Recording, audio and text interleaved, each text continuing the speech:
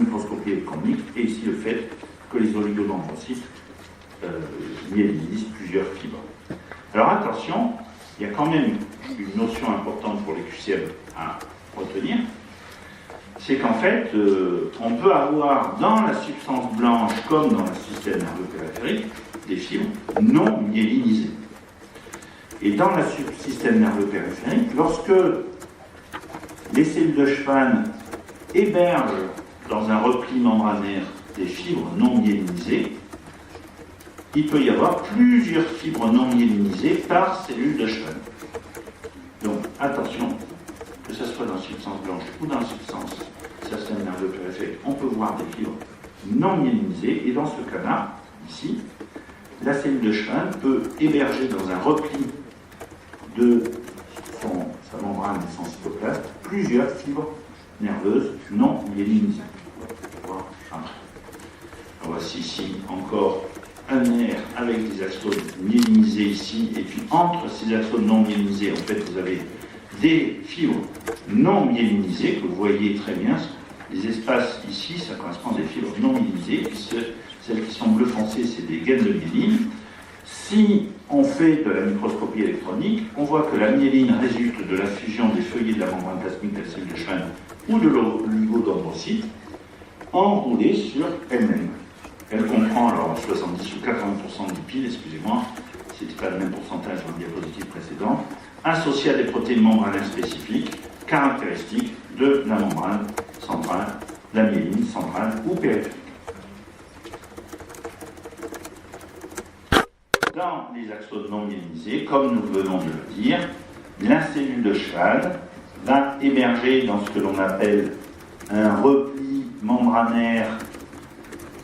et cytoplasmique qualifié de mésaxone.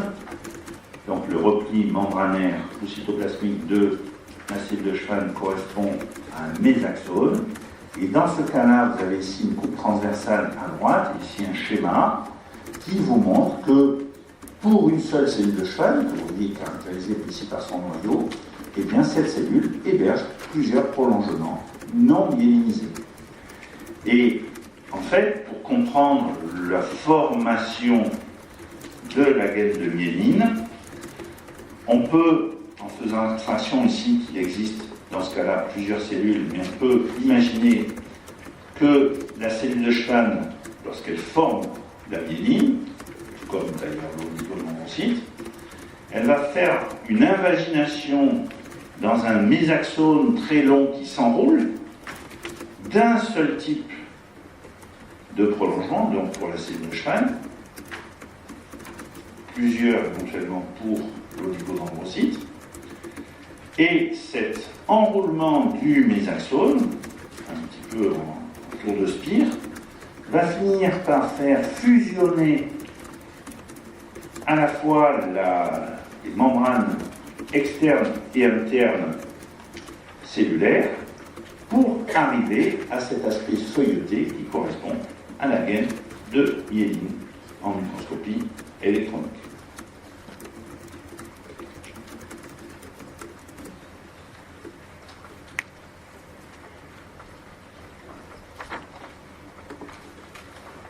Voici donc l'image de cet enroulement et effectivement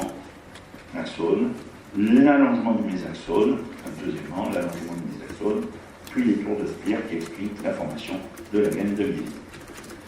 Donc les pathologies de la myéline sont notamment les pathologies de démyélinisation que l'on peut tout à fait observer sur une IRM, avec effectivement ce que l'on appelle des lacunes de destruction de la zone de la gaine de myéline, que l'on appelle, notamment pour la pathologie, vous voyez ici, ces lacunes qu'on va retrouver si on fait une autopsie et que l'on colore la gaine de myéline spécifiquement par rapport à la substance grise. Et vous voyez ici des lacunes, donc des trous en fait dans la substance blanche, des lacunes. Et ces lacunes sont observables dans une maladie assez fréquente, malheureusement, notamment chez pas de médecine clinique, mais bon, ça touche surtout plutôt les femmes que les hommes et assez jeunes. c'est une maladie qui s'appelle la sclérose en plaques. Il y a d'autres troubles de la myélinisation qui sont en fait des anomalies au cours du développement de la mise en place de la myéline et qui ont plutôt des causes génétiques par mutation justement des gènes codants pour les protéines impliquées dans l'élaboration de la myéline. Et puis il y a une autre maladie qui est une anomalie de fonctionnement de la myéline et qui malheureusement est aussi importante, qui est la maladie de Charcot-Marie-Tooth et qui là aussi a une cause génétique et qui survient plutôt, qui se révèle malheureusement généralement chez l'adulte. Et ça c'est la pathologie, retenue ce qui est marqué ici dans le cadre. Donc